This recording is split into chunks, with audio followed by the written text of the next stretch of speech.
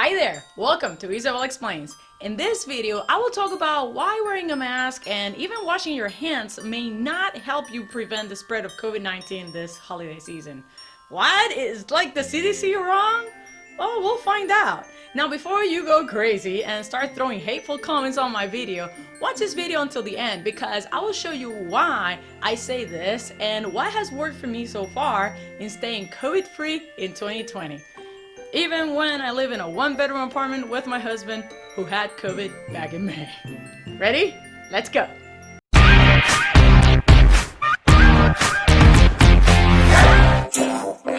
First of all, what makes me so qualified to talk about preventing COVID-19? Well, I'll give you two reasons. First, I have a degree in molecular and cellular biology, which is a mouthful, and my husband, as I said, had COVID back in May, and we live in a one-bedroom apartment, but guess what? I didn't get it.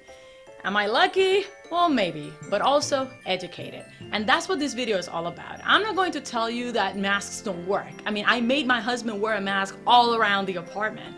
I'm not here to tell you that washing your hands doesn't work. That is literally the most effective way to get rid of the virus from your hands. I washed them like every 10 to 20 minutes while he was sick. So this video is about how to properly wear a mask and gloves and how to properly sanitize. Because you can wear masks and wash your hands all day, but it's what you do after and between you put a mask on and wash your hands that causes the biggest problem.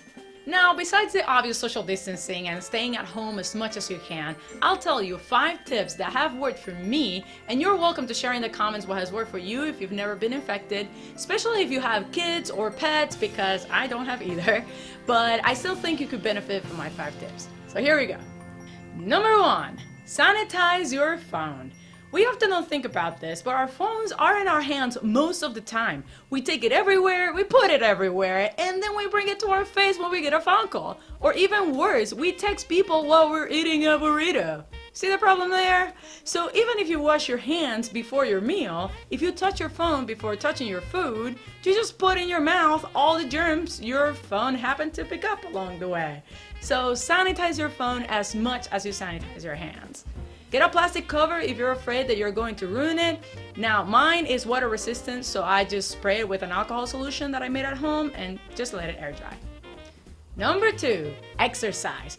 We all know that exercising boosts our immune system, and you don't have to do some P90X crazy stuff, but exercising at least 15 to 30 minutes a day can offer great benefits for your health. Because let's face it, even if you take every single precaution, we're still all exposed. So exercising is one of those hope for the best, prepare for the worst kind of things.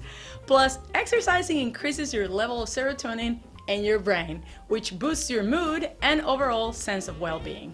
In other words, it makes you feel better. And don't we all need that right now?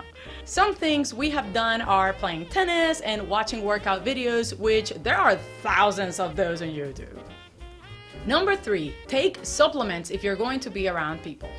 Let's face it, not all of us can be quarantined because not all of us can work from home. So one extra precaution that I take is that if I have to be around people because of work or simply because I'm going on a hike or to eat with my friends, even though we still stay social distanced, I take a vitamin C supplement. They come in tablets, powders, chewing pills, you name it. Again, hope for the best, prepare for the worst. Number 4, wear a mask and gloves properly. Some of us have reusable masks, some have disposable masks. Either way, this should only be used once, especially if you have constant exposure to people. The first thing we have to keep in mind is that because of the oils that our skin produces, we are like the sticky bandits from Home Alone. So everything you touch will leave a residue in your hands after you touch it. That's why it is so important that we handle masks and gloves properly. So how do we do that? Let's talk about the mask first. First of all, sanitize your hands before putting your mask on. Second of all, put on your mask by its strings, not by the mouthpiece. If you have an itch, avoid using your hands to scratch it. Just use your shoulder. If you need to sneeze, and I've never done this, but I've heard that it feels awful to sneeze inside of a mask, so take your mask off from the string and sneeze under your shirt. Now, do not sneeze on your elbow because there's a chance the elbow won't cover, the entire projectile. So sneeze inside your shirt instead.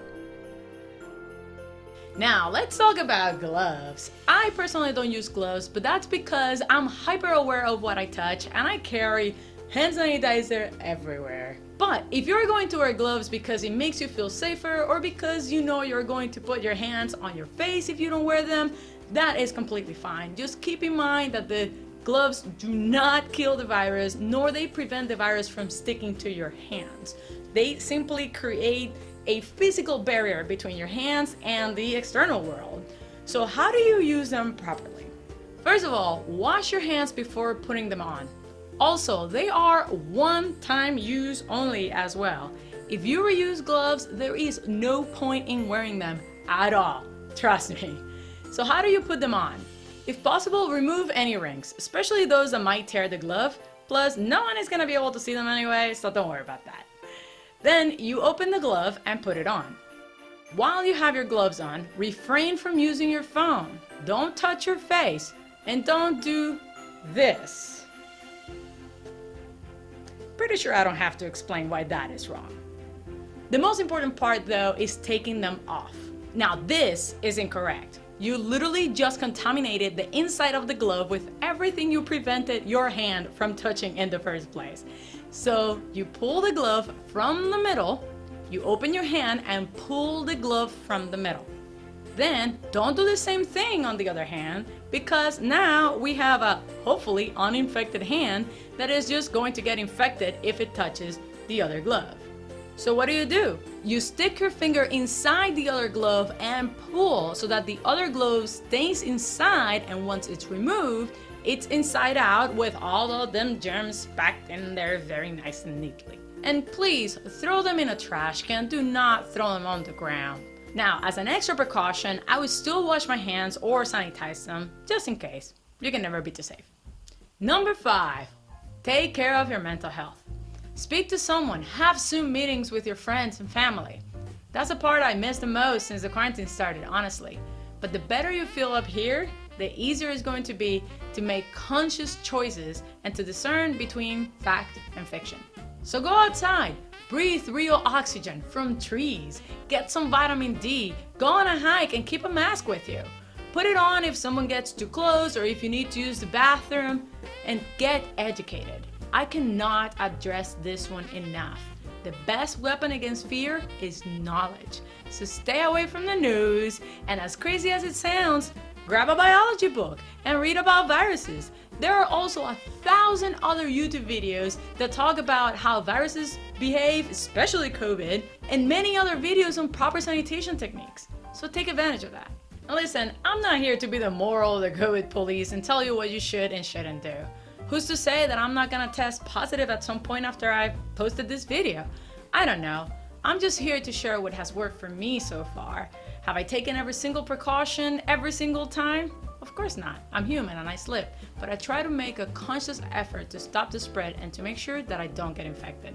So far, it has certainly worked. Hope this video is helpful and that you feel safer going out there knowing that you're confident in what you're doing to stop the spread and to keep yourself and your loved ones healthy this holiday season.